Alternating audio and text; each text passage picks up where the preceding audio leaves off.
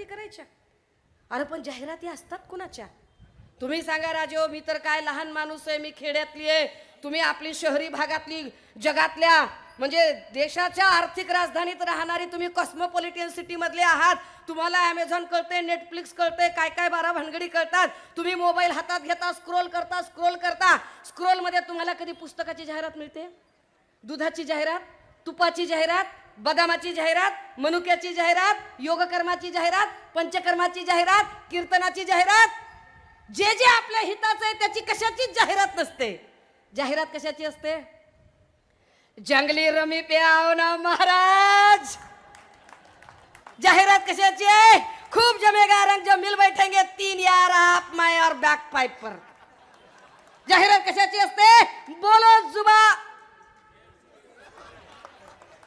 काय जाहिरात वाईट गोष्टींची